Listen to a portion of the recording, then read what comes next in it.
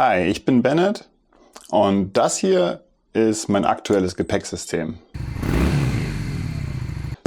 Hier vorne habe ich so eine Sturzbügeltasche. Das Schöne an der ist, ich kann hier alles drin lassen, was ich nicht unbedingt immer brauche. Kompressor, Werkzeug, Lappen, Kabelbinder, irgendwas, was man eigentlich hoffentlich nie braucht. Sitzt wunderbar am Motorrad.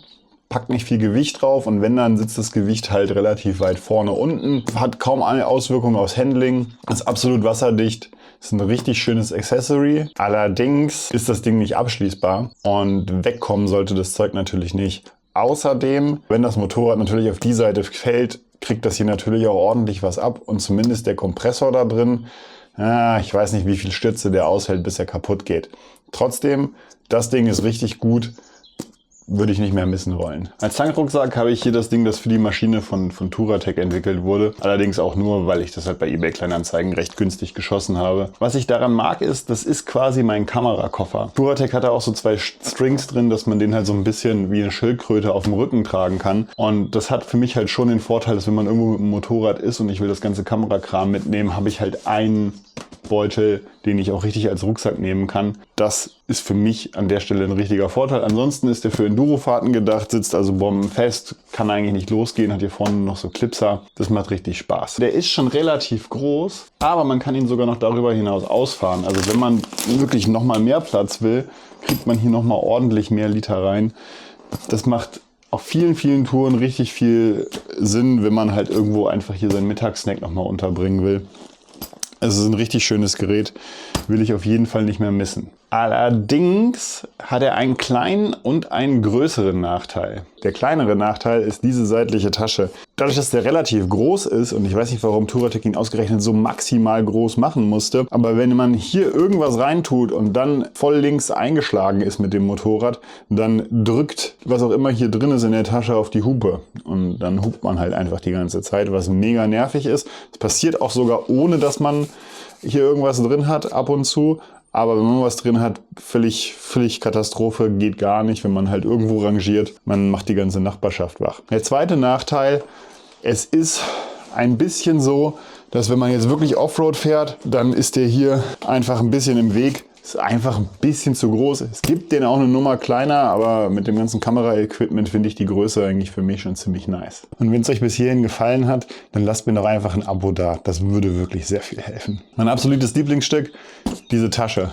Man kann die von jeder Marke kaufen, Touratech egal. Ich liebe diese Tasche, weil ich kann hier alles, selbst für mehrwöchige Touren kriege ich hier alles rein, was ich irgendwann mal irgendwo mitnehmen will. Ich habe nur ein einziges Teil. Die hat einen Schultergurt, ich kann die also auch über die Schulter legen. Ich habe nicht 1000 Einzelteile. Die Tasche ist echt nice. Allerdings ist die Tasche relativ groß und wenn sie voll ist, natürlich auch relativ schwer. Und das gesamte Gewicht sitzt dann auf der Sozius-Sitzbank, anstatt dass man es halt nach vorne unten bringen kann. Da sind theoretisch Softbags von den Seitentaschen besser. Es ist allerdings trotzdem einfach verdammt praktisch. Als Koffersystem habe ich Plastikkoffer von Hepco und Becker. Auf den ersten Blick sollte man meinen, dass die nicht so toll sind wie Alukoffer. Sie haben aber ein paar entscheidende Vorteile.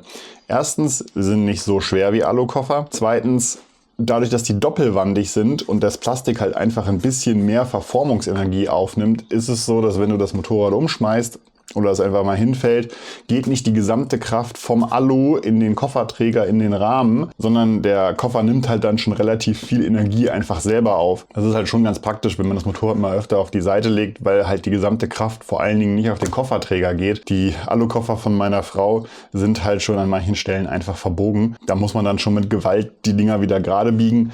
Das passiert bei denen hier nicht und die sind trotzdem mega robust, dadurch, dass sie halt eben doppelwandig sind. Anderer Vorteil, man hat zwei Schlösser, also es ist schon relativ sicher, weil man halt irgendwelche Diebe halt im Zweifel zwei Schlösser knacken muss. Und um die Koffer zu schließen, muss ich keins der beiden Schlösser wirklich abschließen. Ich kann den Koffer zumachen und zuklipsen und er ist wasserdicht und perfekt und fertig. Aber ich muss die Koffer nicht wirklich abschließen. Da sind auch andere Systeme mit Alukoffern, haben das oft so, dass man den wirklich immer nur abgeschlossen haben kann. Ist schon ein bisschen praktischer, wenn man halt gerade irgendwie beim Camping rein, raus, ran, raus muss und den Schlüssel für irgendwelche anderen Sachen braucht. Man kann die Dinger einfach offen lassen und ich habe die Dinger auch nur dran, wenn ich das Campingkram mitnehme. Allerdings sind diese Koffer einheitlich gebaut gebaut, also nicht speziell für irgendwie das Motorrad oder für jedes Motorrad. Und das führt dazu, dass sie sowieso breiter sind, als der Lenker breit ist. Also mit den Koffern bin ich hinten breiter als vorne, was mich massiv stört. Und man ist auch nicht symmetrisch breiter, aber dadurch, dass die Koffer nur in einer Größe kommen und nur in einer Variante kommen, ist es natürlich so, dass die Seite, wo der Auspuff ist, weiter raussteht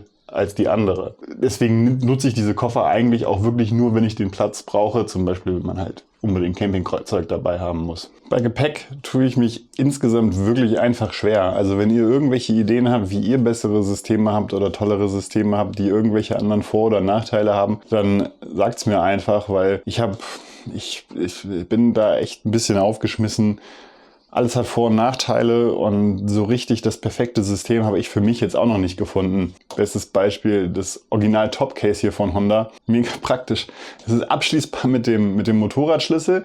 Dieses Alublech hier hält tatsächlich Hitze relativ gut ab. Also Lebensmittel da drin lagern, selbst bei 30 Grad, ist überhaupt gar kein Problem. Und es ist einfach wahnsinnig praktisch, weil man halt eben auch irgendwo mal unterwegs irgendwas da reinpacken kann und es ist einfach fertig sicher abgeschlossen. Nachteil ist, das Ding wackelt halt schon während der Fahrt extrem, also empfindliche Geräte braucht man da nicht reintun. Und es ist halt so, dass das Topcase natürlich wahnsinnig viel Gewicht nach hinten oben packt, wenn man hier irgendwas reintut, anstatt nach vorne unten, da wo man es eigentlich haben will, was sich schon ein bisschen auf Offroad-Pisten, ja, ich bin kein riesen Offroad-Fahrer, aber man merkt es einfach, wenn hier irgendwie 3 Liter Wasser drin sind oder sowas, das ist nicht so geil.